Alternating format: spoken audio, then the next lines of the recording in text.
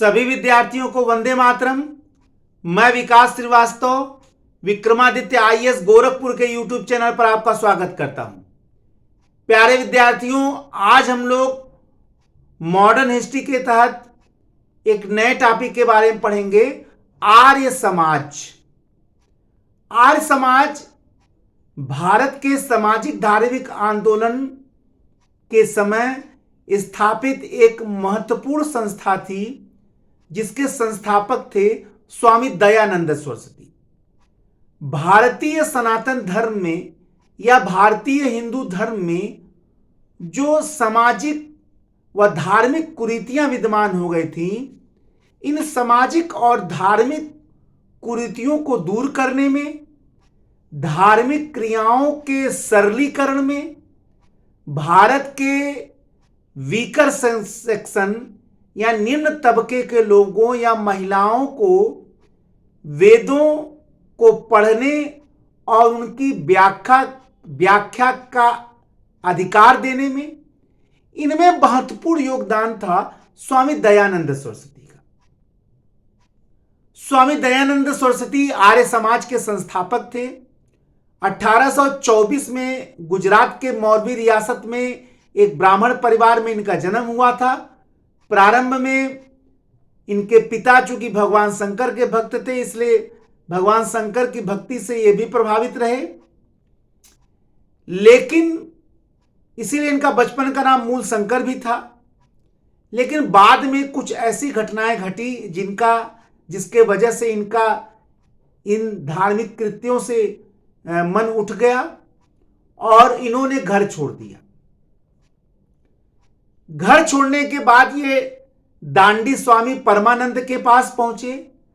दांडी स्वामी परमानंद से इन्होंने ज्ञान की प्राप्ति की।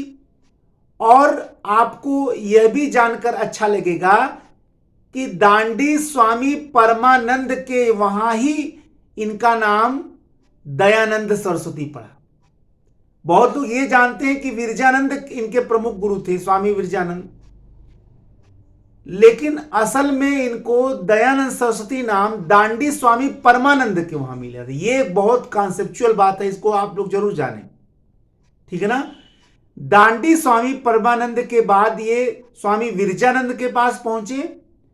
ज्यादातर लोग यही जानते हैं कि इनके प्रमुख गुरु स्वामी विरजानंद थे, ये तो सही है, लेकिन उसके पहले वो दांडी स्वामी परमानंद के वहां पहुंचे थे, जहां इनका नाम स्वामी दयानंद सरस्वती पड़ा था। हालांकि दांडी स्वामी परमानंद के बाद ये स्वामी विरजानंद के पास पहुंचे। स्वामी विरजानंद से इन्होंने गूढ़ रहस्य या गूढ़ ज्ञान की प्राप्ति की और यहीं पर इन्होंने वेदों की व्याख्या बहुत बढ़िया से प्राप्त की। किससे? स्वामी विरजानंद से। यहीं पे इन्होंने वेदों के बारे में शुद्ध ज्ञान भी प्राप्त किया और स्वामी विरजानंद ने हिंदू धर्म को, हिंदू समाज को कुरीतियों और आडंबरों से मुक्त कराने का वचन जो है वो किससे ले लिया? स्वामी दयानंद सरस्वती से। और स्वामी दयानंद सरस्वती ने इसको जीवन भर निभाया। जीवन भर हिंदू धर्म में जो कुरीतियां विद्यमान थी, जो पाखंड विद्यमान थे, जो आडंबर विद्यमान थे, उनको दूर करने के लिए उन्होंने जीवन लगा दिया, ठीक है।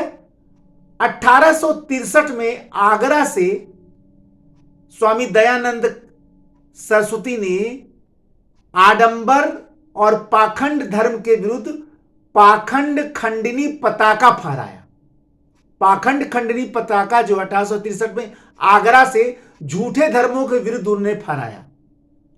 1875 में उन्होंने बंबई में आर्य समाज की स्थापना की, जिसका मूल उद्देश्य था वैदिक धर्म को पुनः शुद्ध रूप से स्थापित करना। और उन्होंने उसी समय नारा दिया, वेदों की ओर लौटो या वेदों की ओर चलो। यही नहीं, उन्होंने अपने विचारों, अपने सिद्धांतों, अपने उद्देश्यों की व्याख्या करने के लिए उन्होंने एक किताब लिखा, सत्यार्थ प्रकाश। अगर आप दयानंद सरस्वती या आर्य समाज के सिद्धांतों को पूर्ण रूप से समझना चाहते हैं तो सत्यार्थ प्रकाश नामक किताब जो दयानंद सरस्वती ने लिखा था, वो उनके उद्देश्यों, आदर्शों, सिद्धांतों को पूर्ण रूप से प्रकाशित करता है। कहा जाता है कि प्रारंभ में ये संस्कृत में अपने प्रवचन देना चाहते थे, या अपने विचार व्यक्त करना चाहते थे, या अपने आर्य समाज का प्रचार करना चाहते थे, लेकिन बाद में इन्होंने अपना विचार बदल दिया और हिंदी में, जो जन भाषा थी उत्तर भारत की, हिंदी में देने का इन्होंने पूरा निर्णय लिया। और यही कारण है, चूंकि हिंदी एक उस समय ज्यादा लोगों द्वारा बोले जाने वाली भाषा थी। कहा यह भी जाता है कि जो ब्रह्म समाज के प्रमुख नेता थे केशव चंद्र सेन, केशव चंद्र के सेन के सलाह पर ही उन्होंने संस्कृत में अपना प्रचार न करके उत्तर भारत की उस समय की जो जन भाषा थी उसमें हिंदी में प्रचार करना का उन्होंने उद्देश्य बनाया, केशव चंद्र सेन के कहने पर या उनके सलाह पर। खैर, आर्य समाज के स्थापना के बाद उन्होंने आडंबर, कुरीति, पाखंड का पुरजोर विरोध किया। आपको जानकर यह भी आश्चर्य होगा कि स्वामी दयानंद सरस्वती पहले ऐसे समाज सुधारक थे, दया धर्म सुधारक थे, जिन्होंने अन्य धर्मों के लोगों के विरुद्ध जो है डिफेंसिव नीति नहीं अपनाई, बल्कि ऑफेंसिव नीति अपनाई, यानी सुरक्षा की नीति नहीं अपनाई। यानी अगर अन्य धर्म के लोग सनातन धर्म या हिंदू धर्म की आलोचना कर रहे हैं तो रक्षात्मक पद्धति नहीं अपनाया, बल्कि आक्रमण की पद्धति अपनाया, और उन धर्मों के में खुद बुराइयां निकाला, उनकी कमियां निकालकर उनमें ही बुराइयां दिखा दी और अपने धर्म की सुरक्षा की। स्वराज शब्द का पहली बार उन्होंने प्रयोग किया और भारतीयों के लिए यह नारा भी दिया।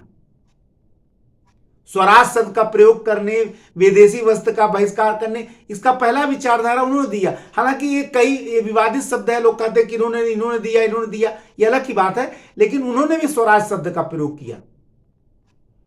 पहले ऐसे धर्म समाज सुधारक थे स्वामी दयानंद सरस्वती, जिन्होंने वेदों को पढ़ने और वेदों की व्याख्या करने का अधिकार स्त्रियों तथा शूद्रों दोनों को दिया।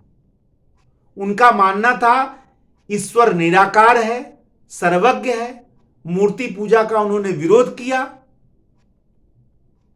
और आर्य समाज के सिद्धांतों में ईश्वर निराकार है, सर्वज्ञ है, सभी को सभी की भलाई करनी चाहिए, शुद्ध ज्ञान वेदों में है, हर आर्य को वेदों का पाठ करना चाहिए। इन तमाम आर्य समाज के सिद्धांतों का उन्होंने पालन किया, इन सिद्धांतों को गढ़ा और यह माना कि प्रत्येक आर्य को इन चीजों को जरूर अपनाना चाहिए।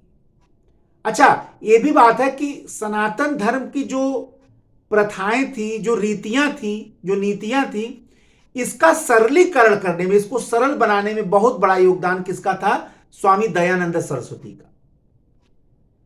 कहा जाता है कि 1883 में स्वामी दयानंद सरस्वती की मृत्यु हो गई और इसके बाद यह भी माना जाता है कि आर्य समाज दो गुटों में बंट गया। एक जो गुट था वो वैदिक शिक्षा के साथ साथ आधुनिक शिक्षा को अपनाना चाहता था, जो आगे चलकर डीएवी आंदोलन में परिणत हो गया। और डीएवी आंदोलन, दयानंद एंग्लो वैदिक जो आंदोलन था, उसमें वैदिक शिक्षा भी दी जाती थी और अंग्रेजी की शिक्षा भी दी जाती, अंग्रेजी यानी पाश्चात्य शिक्षा भी जाती थी।